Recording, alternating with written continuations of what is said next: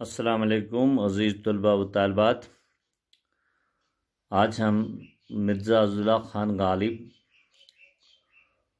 उनके पहले गज़ल जो हमारे निसाब में शामिल हैं चंद अशार की तशरीह करने की कोशिश करेंगे हम। तो जैसा कि आप जानते हैं कि गज़ल का पहला जो शेर होता है उसे मतला कहते हैं, और मतला यूँ है,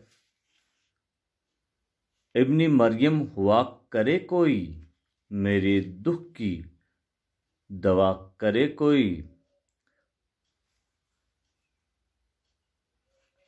और इस गज़ल का दूसरा शेर ये है, शरह व आईं पर मदार सही, ऐसे कातिल का क्या करे कोई,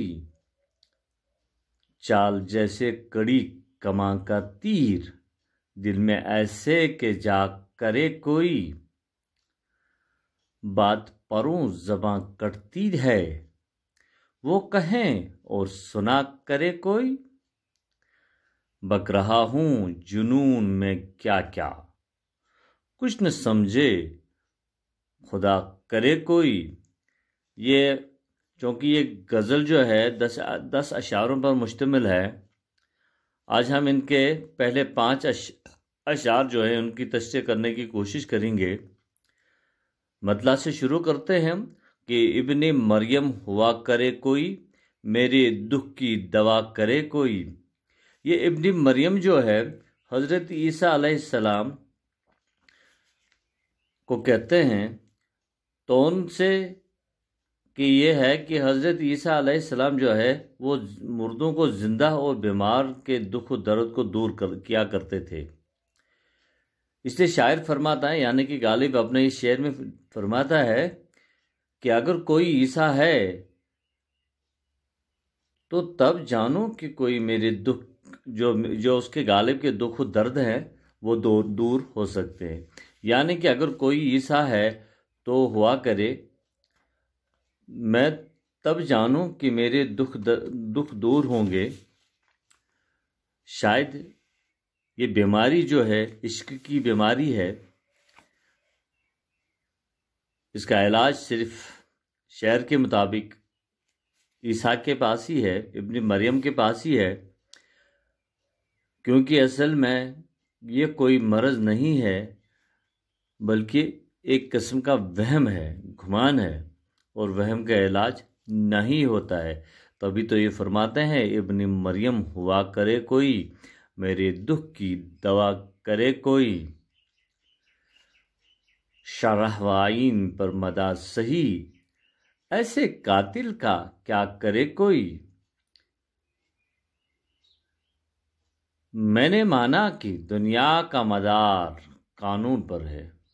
यानी कि गालिब फरमाता है कि मैं मानता हूँ कि दुनिया जो है इसका मदार जो है वो कानून पर है, और कातिल को कत्ल की सज़ा दी जाती है। यानी कि अगर कोई कत्ल करे तो उसे सज़ा, उसकी सज़ा जो है वो उसे मिलनी ही चाहिए, और उससे सज़ा दी भी जाती है। लेकिन क्या कोई ऐसे कातिल को सज़ा दे सकता है जो बगैर तलवार के कत्ल कर डालता है? ये बगैर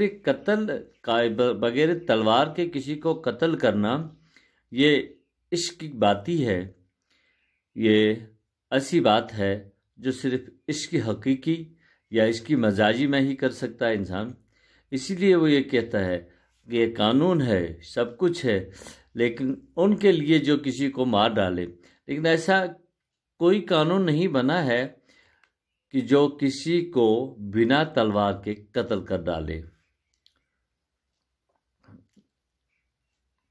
चाल जैसी कड़ी कमा का तीर, दिल में ऐसे के जा करे कोई। गालिब अपने इस शेर में फरमाते हैं कि जिस कदर कमान सख्त होती है उस कदर तीर में भी ज़्यादा जोर होता है। यानी कि कमान और तीर एक दूसरे के साथ जुड़े हुए होते हैं। अगर कमान सख्त होगी, जितना हम उसे खींच लेंगे तीर उतना ज़्यादा दूर जाकर गिरेगा, اور فرماتے ہیں کہ میرے محبوب کی چال ایسی ہے جیسے کڑی کمان کا تیر ہوتا ہے، یعنی میری محبوب کی مستانی ناز و نخرے ادائیں چال تیر کی طرح سینے کے پار ہو جاتی، یعنی کہ اس کی محبوب کی جو ایک ایک اشارے اس کے سینے کے پار ہو جاتی ہے، اس کے ناز و نخرے اس کے پار ہو جاتے، اس کے سینے کے پار ہو جاتے ہیں۔ ایسے محبوب کے دل میں کوئی اپنے لیے جگہ پیدا کرے تو بات ہے، مطلب یہ کہ ایسے دلکش محبوب کے دل میں کوئی جگہ پیدا کرنا بہت ہی مشکل ہے۔ یعنی کہ غالب فرماتا ہے کہ میرا محبوب ایسا ہے کہ اس کے ناز و نخرے ایسے ہیں کہ اس کی چال جو ہے ادائیں اس طرح میرے سینے میں پار ہو جاتی ہے، جس طریقے سے ایک زوردار ایک سخت کمان سے تیر جب نکل جاتا ہے، لیکن میرا محبوب اس دلکش میں کوئی جگہ، اس کے دل میں کوئی جگہ پیدا کرنا آسان بات نہیں ہے، بلکہ بہت ہی مشکل ہے۔ بات پروں زباں کٹتی ہے، وہ کہے اور سنا کرے کوئی۔ غالب فرماتا ہے کہ ان کے سامنے ذرا بھی بات کی جائے تو وہ زبان کاٹ ڈالتے ہیں۔